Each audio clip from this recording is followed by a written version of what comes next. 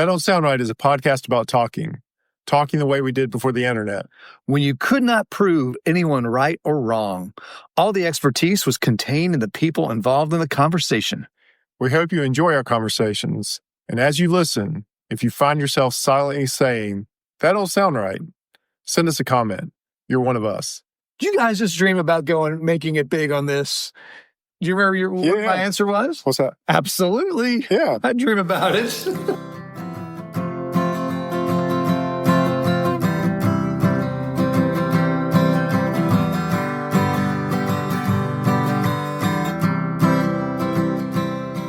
Welcome back to another episode of That Don't Sound Right, podcast about talking. We're your co-hosts. I'm Peter Billings. I'm Cecil Davis. And we're just trying to talk like we did before the internet.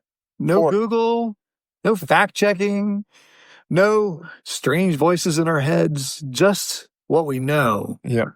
And no AI-generated voices either. Just this is us. And if you saw how many times we mess up during the recording, you would know that this is not AI-generated. Yeah, it would be really tough for us to do a live show on anywhere, really. We've done a couple. Well, we've done a live show, but we've gone back and recorded, we've gone down and polished it up. I'm saying that when we get our gig on NPR, National Public Radio. Well, there you go. Radio. National Public Radio, we'll have to do some work. But still, most of those shows are pre-recorded also. I think so. Well, even our favorite Car Talk became pre-recorded at the end. Right. They made it sound like it was live, but because we're recorded. And I'm excited about this week because we have, a lot of times when we get mail, this is in a mailbag episode. We're going to talk about a mail today, a piece of mail we got. Normally, it's from somebody that one of us knows or understands the connection. But we got some mail this week from somebody we have no idea who it is. Yeah, I mean, we saw the email. It came in a week and a half ago. And I said, Cecil, do you know this guy? And you didn't know it. And then we got down and he signed and he's from Massachusetts. We're on our way now, Peter. We're starting to pick up people outside of our circle of friends. That is really exciting. These aren't grandparents anymore, man. This is somebody that's listening to us spontaneously. Well, my mom doesn't. My mom listens? I don't think my mom listens. John G. gave us some interesting topics that we're going to try out tonight on That Don't Sound Right. Well, he pulled back he quoted me. He did quote you. And it's always a dangerous thing when I'm getting quoted because... Let's use a number. 90% of the time, I don't remember saying it. But something he said, I said, and I don't doubt that I said it. I said something to the effect, something was 3 times slower in a recent episode. And I'm thinking it was me comparing my speed of running or walking to your speed of running or walking at the country mile, which I haven't been to, but I would say I would be 3 times slower than you. That may have been when you said it. Now, he points out that, let's say, the speed that we're referring to is 30 miles an hour. All right. If I were 3 times faster than you, that would be what? 90 miles an hour. But if I were 3 times slower than you, what would it be? That would be negative 60. You'd be going the opposite direction. Faster than you're going forward. You have to be careful with numbers and math.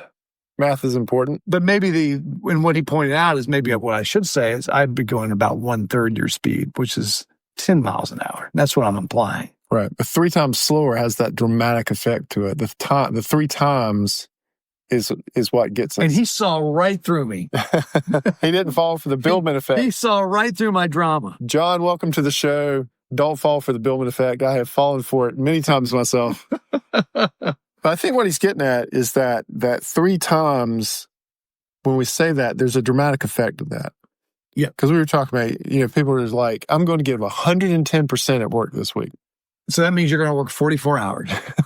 But it sounds really good. I'm going to give that extra bit, 110%. Take it up to 120%. I'm going to give 120% at work this week. So you're going to work, what was that, 48 hours? 48 hours. Yeah, there you go. Good job there. Yeah, thanks. I did that on the fly. Right.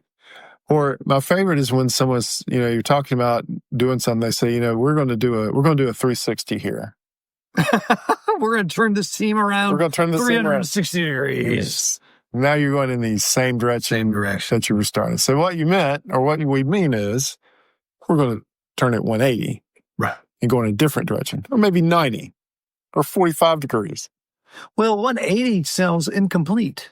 It does sound incomplete. So does 90 and 270. Did you say 360? Oh, you are doing a complete turnaround. A complete turnaround. But that means you are going in the same direction. The exact same direction. But we have lots of sayings like that where we're just going for the effect. It's about to be summer here. Mm-hmm. And we have these days where it could be pretty cool one day and then get really warm the next day. Cecil, it's twice as hot out there. It's 3 times as hot out there. It's not 100 on a 50-degree day. That means it's 150 degrees the next day. Right. But it sounds better that way. Has a deeper effect. The percentages is the tough one for me because it's real easy. It's real easy for me to get turned around on percentages. So let me ask you a question. So you're making a presentation, and you come to that point in the presentation where you've got to make an impact. 100%. 100%.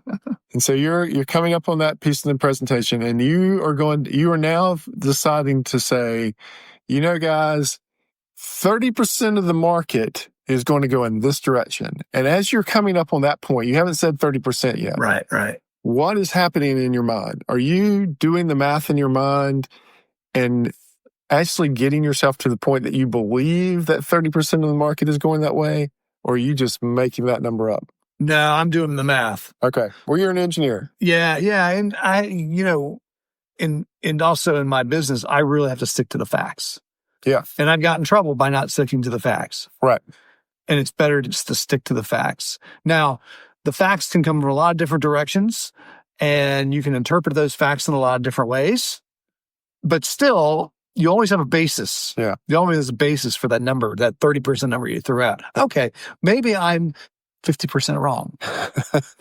But let's say it's still 15%, right? And yeah.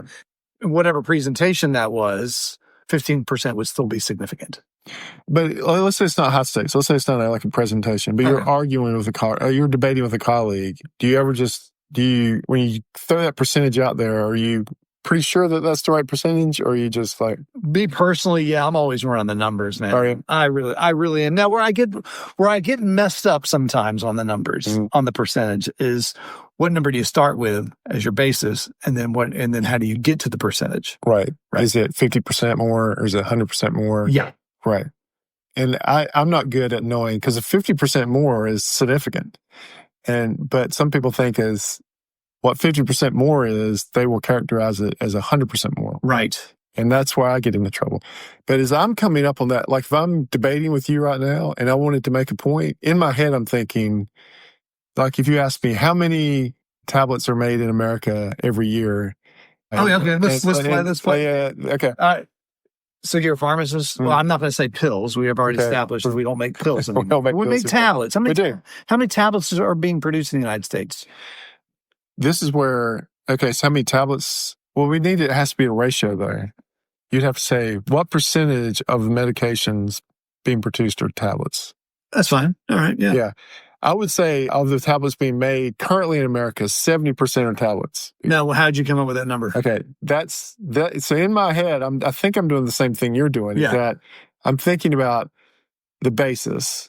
Right. So if I'm thinking of 100% of the medications being capsules and tablets being easier to make potentially than a capsule, and cheaper to make potentially than a capsule. So then I just went 50 as the halfway mark and decided to go 20% higher. Is kind of the math I'm doing in my head. Okay. All right. So it's not based in, I know that we're a 70% tablet but you population. Feel like the majority are going to be tablet. Yeah. 75 seems too much of a round number. Right. It's not quite, we're not, because if you're to say that, if you're to say it's 75%, you're essentially saying we make 3 times more tablets than we do capsules. Yes. Is that number in your head? Yeah. Yeah. And that's what I'm doing. So you were not comfortable with a 3-to-1 ratio. Right. So you backed off. Yes. That puts you at 70%. Put it 70%. Exactly. So I believe the number I'm telling you. Right. But I don't know if it's true. I would love the fact check right now. Yeah. And this happens all the time when I get questions like, how much of your business is how much of your business is Medicaid? Now, I may not know that in my head, but again, if someone were to say, how much of the nursing home business in North Carolina is funded by Medicaid? Yeah. All of a sudden, I'm doing that mental gymnastics where I'm thinking, well, if Medicaid pays for, 20%, I think it's going to be around 20%. And then I do math of saying I want to add 10% and subtract 5% so I can kind of land. But I'm doing that. I believe the number I'm telling you. Yeah, right. But I don't know that it's right. Right. Okay. Yeah. But you're starting off with a feeling. I'm starting off with a feeling. Now, I would do that in a presentation. Right. I would have a real number in the presentation. But if you and I are just going back and forth and you're asking me questions, that's what I'm doing in my head. Yeah, yeah. Sometimes we just have to say, I don't know. I prefer to do a percentage. But it'd be interesting do other people do that? Are they creating a number in their head that they really believe? Because even if you go back to your example that you're 3 times slower than me, you believed that number in your head when you said it. Right. Yeah. And I probably was thinking you can walk 3 miles an hour. Mm-hmm. I can walk 1 mile an hour. Right. But that's really a third. Right. A third. It's not 3 times. It's not 3 times. It's a third. And that's what John G was pointing out. He also points out on the percentage thing is that, let me ask you, 12 miles an hour, what percentage faster is that than 10? Man, you're asking me to do something in my head. Was it 20%? Yeah. Right. But then 20 miles an hour, what percentage is faster than 10 miles an hour? What was the question? What percentage? Please repeat the question. What percentage is 20 miles an hour over 10 miles an hour? 50%. 50%. Right. Some would say it would be 100%. The number is 200%. Is it? Now we've confused our audience. That's we're getting another letter. No, that's what don't sound right. Is that in fact it's twice. So it'd be 200%. It'd be 200%. If it's twice, then it's one is one then two. But that doesn't. That's right. That's right. That don't sound right. And the reason you got the 50% number is you started at 20. Exactly. You started at 20, but you really have to start at 10. Yes. And to figure it. And that's where I get mixed up sometimes. Yeah. And which most of the time when you're dealing with big numbers, almost, it doesn't affect it too much. Right. When you get into these small numbers and you're trying to double something or half something, and then it makes, there's a big difference between 50% and 200%. So I know that you have a little bit of pressure in the drive-thru now. We've established that you roll down the back window and let someone else go. Oh, yeah. I mean, if you've never listened, this is your first time listening, my cognitive processing ability with a large menu, a list of requirements from my passengers in the car, and a voice that's hard to hear in the drive-thru, I completely lock up and choke. You say you're like 70% less effective in the drive-thru than 100% less effective than I was maybe just 5 years ago. Do you have that same issue when it comes to calculating a tip in your head as someone standing there watching? No. Can you do that very quickly? Yeah. I have a little tip anxiety. It's not exact, of course, but I mean, I'll get the dollars right. I'll get the And is it before tax or after tax? I'm always after tax, doesn't matter. Yeah, I'm after tax. But I really appreciate the buttons now. Where it goes 15, they'll turn, they'll charge you and they'll turn the little pad around, the machine, like 15, 20. Custom. Or 25 or custom. I like that. They even had that at the 421. 421 grill? Yeah. It's been a while since it's been a while. But I always appreciated doing that because I didn't have to do the math. They do put a little pressure on you because it's like the 15% is like fine, 25% is you're happy. Put a little pressure with the percentages on there. Yeah. But I do appreciate not having to think about that. Sometimes at the bottom of the receipt, they'll tell you what the number should be. I like that too. It allows me to check my math. Because you're doing it in your head. Yeah, I think all this comes down to really 2 things. One, you're trying to continue the conversation. You're trying to keep people interested in what you're saying. So you're using these kind of exaggerations, like the 3 times slower or the 5 times faster. It creates a visual too. Creates a visual. And so I was talking about when they do a drug bust, Yeah. And they've captured, and I was talking about, my brother used to work in narcotics, and so they've captured X number of marijuana plants. Right. Well, they calculate, evidently, in some cases, not all cases. The street value? Well, yeah, that would probably be a thing too. It's a street value, but like the amount of marijuana is of the mature. Like, let's say, I think if they cut them down, if they got them kind of these are the mature, the actual plants. Okay. Yeah, but they would calculate how much they got based on what if the plant had actually made it to maturity. Okay. But so that's would be a larger amount. Is yeah, that pounds, in pounds or whatever. Yeah. So if you catch them young, but they're still going to say we got this amount of pot because it would have grown up off the street. Yeah, because it would have grown up. But yeah, I bet they do it with the street value too. Yeah. But which street? We took 13 men. We took 10 times the amount of drugs off the street this week. I imagine it's not worth a whole lot in Oregon. Right. But it's worth a lot in North Carolina. Yeah, you're going to take your highest street value to calculate that. Where if anyone's asked them that? What's that? What street? When there's a police report, the estimated street value of this narcotics bust was $2 million. To talk to me about the math here. Right. How does that? Which street? How much was that? Yeah. So you're always going to use your most dramatic numbers in the news. I'm sure the news does that too. If you've noticed this, they've started doing this with the weather, and I really hate this.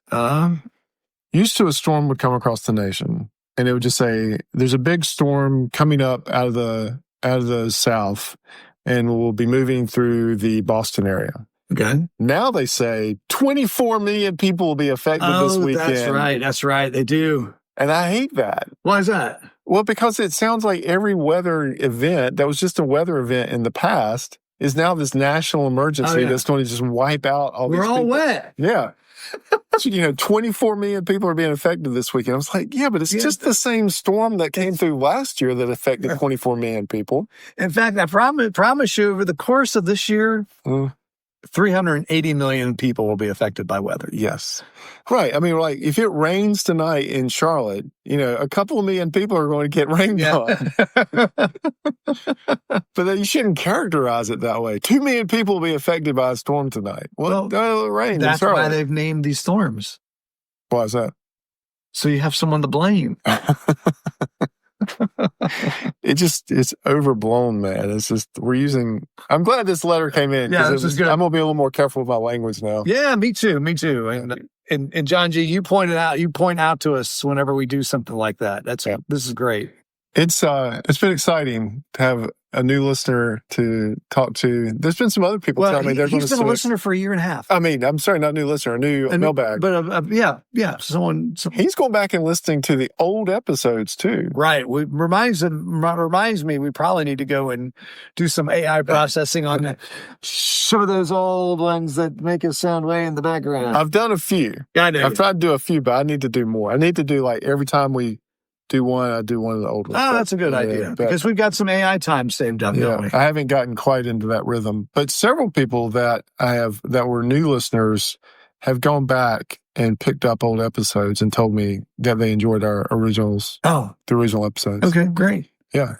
They're very ours are much more polished now. Not that they're super polished now, but they're much more polished now than the earlier episodes. Well, yeah. I mean, we're ready for National Public Radio now. And we would come very cheap to National Public Radio. We'd do it for free, but just give us a nice studio to sit in, Yeah, and some technical support. Right. I mean, that's really it. All we want to do is be the next Click and Clap. That's we kind of do, don't we? That's what we're. I remember your wife, Christy. She asked us the question: "Do you guys just dream about making it big on this?" Do you remember what my answer was? What's that? Absolutely. Yeah. I dream about it. Yeah, I do too. And I mean, anybody that knows me knows that that's kind of where my mind goes a little too quickly and everything. Celebrity? Yeah, celebrity. But yeah, no, to be that would be really cool. Those are huge shoes to step into. Yeah. Those guys are fantastic. But That's right. But it would be cool. I hope at least we have some of that vibe that those guys had.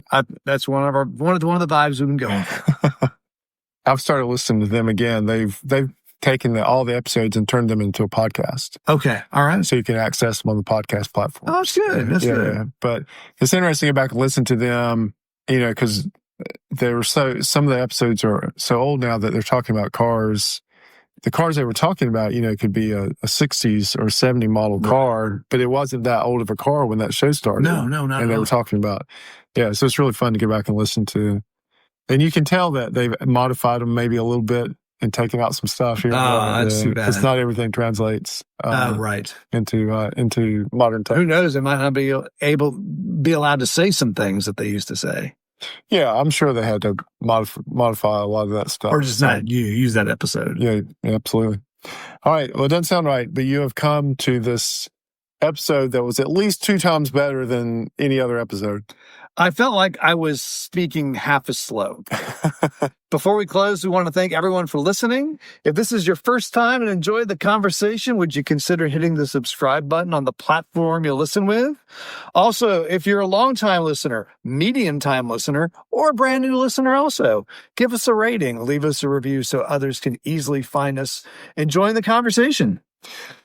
And do this for us. This week, go out and get one of your friends' phones and make them follow us on one of the podcast platforms. They don't have to listen. Just get them to follow us. Yeah, the phone's unlocked. Just go on there. We haven't had a push like that in a while, but it'd be great. We need at least 5 times more listeners than we currently have. I think aren't we halfway to 50,000 downloads?